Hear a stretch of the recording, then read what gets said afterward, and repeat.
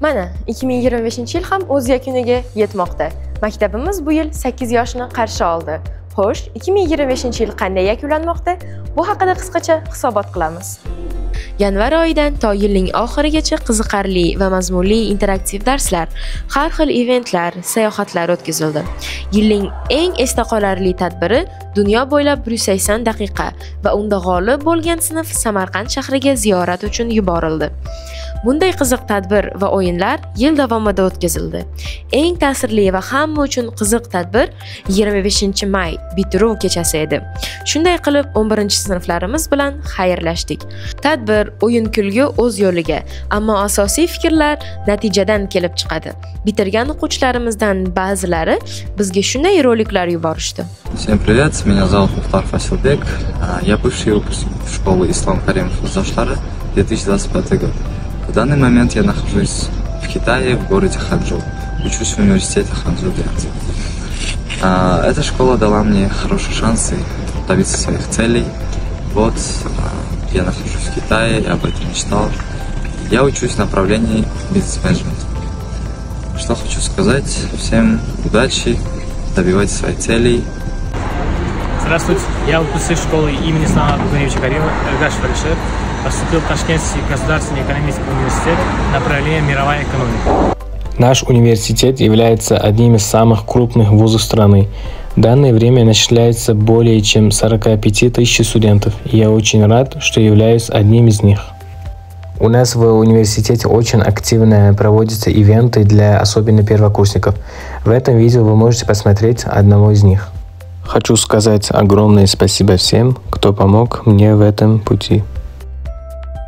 Меня зовут Усманов Атабек. Я выпускник частной школы имени Ислама Каримова 2025 года. Я поступил в Национальный университет Узбекистана имени Мирзо Улугбека по факультету юриспруденции. Наш университет входит в 721 место во всем мире и входит в топ-300 по версии Time. Желаю всем ученикам поступить в свои университеты. Всем ассаламу алейкум. Я выпускник школы Ислам Каримов Зашлары, а в настоящее время являюсь студентом стоматологического факультета Central Asian University. И меня зовут Сайд Акбаров Сайд Ахрар.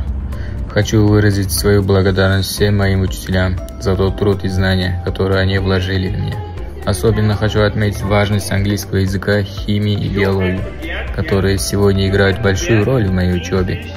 Желаю всем ученикам нашей школы успешной учебы и больших достижений в будущем. Всем здравствуйте, я выпускница школы имени Ислама Каримова.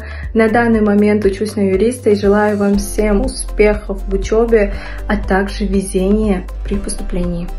Я выпускник школы Ия Каримов Зашлары 2025 года и поступил в экономический факультет Вебстерского университета, а также желаю будущим выпускникам окончить школу с отличными оценками и поступить в столь желанный университет.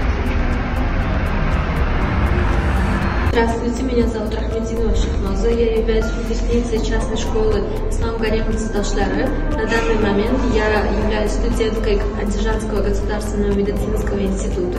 Хочу поблагодарить своих учителей за полученные знания. Я Байханова Мубина, выпускница школы Ислам Каримов Зашлары 2025 года. Я поступила в Андижанский государственный институт иностранных языков, факультет филологии и преподавания языков.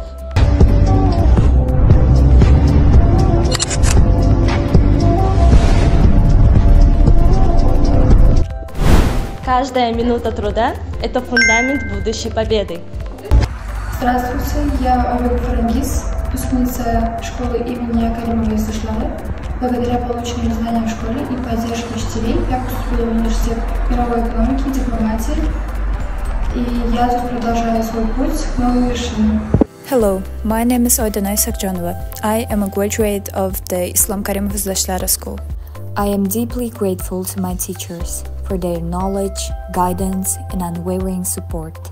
Currently, I'm continuing my studies at the National University of Uzbekistan named after Mirzo Ulugбек, majoring in foreign philology with a specialization in translation theory and practice. I chose this field because I truly believe in the power of language and the importance of connecting cultures. I am confident that in the future I'll become a professional translator who brings honor and recognition to my country on the international stage. Yaxshi natijalar bilan quvongan holda kuchli motivatsiya bilan yangi o'quv yili boshlandi. Sentyabr oyining o'zidayoq o'quvchilar milliy va til sertifikatlarini qo'lga kiritishdi. Hozirgi holatga kelib 2025-yilda 72 ta IELTS, 23 ta TOEFL, 28 ta milliy sertifikat va 11-sinf bitiruvchilarimizning 70% oliy ta'lim muassasalarini hal etgan. Oktyabr oyida Respublika fan olimpiadasining shahar bosqichida bizning o'quvchilar sovrinli o'rinlarni egallashib, viloyat bosqichiga yo'l olishdi. Noyabrda o'tkazilgan viloyat bosqichida esa o'quvchimiz birinchi o'rinni qo'lga kiritdi. Sizlarga qisqacha qilib aytib o'tdik. Aslida maktabimizda yil davomida bo'lib o'tgan qiziqarli voqealarni va natijalarni barchasini sanashga uzoq vaqt kerak bo'ladi. Odatga ko'ra faollar zalida yilning eng yaxshilari taqdirlanmoqda. Xo'sh, 2025-yilning eng zo'rlari kim bo'ldi? Keling bu haqida birgalikda bilib olamiz va bayramda mazza qilib o'ynaymiz. Eng yaxshi o'qituvchi bu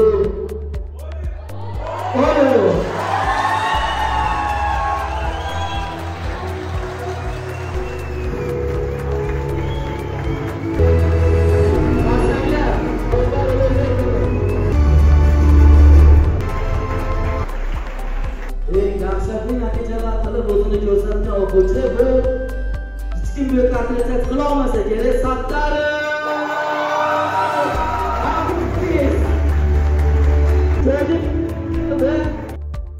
Hi Oliver. Hello. So why aren't you wearing your uniform today? Because it's the final day of school and we're celebrating, so we're allowed to dress up. Oh.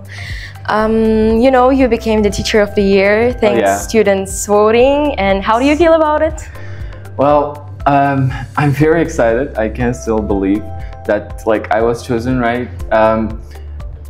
And of course that's a big responsibility and I feel honored. Because teaching is very difficult. I feel like teachers and doctors, those two professions are the most important ones. So it means that they are most difficult ones too.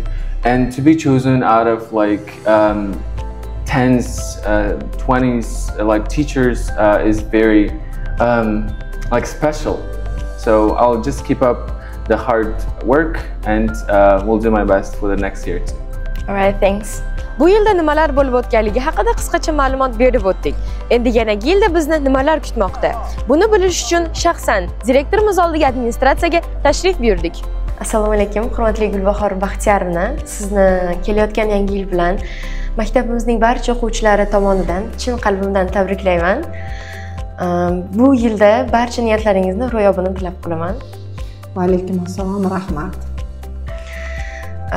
Sizga bir nechta savollarimiz bor. Birinchi savolimiz 2025-yil natijalaridan ko'nglingiz to'ldimi? 2025-yil natijalari nafaqat raqamlarda emas, balkim jamoamizni ahilligida va o'quvchilarning intilishida va oldimizga qo'yilgan maqsadlarni bir necha bosqichlarni bajarib o'tganimizda deb hisobladim va barcha jamoamizga birgalikda yanada ishlashni, yanada oldimizga qo'ygan maqsadlarni ko'proq bajarishga intilamiz hammamiz birgalikda.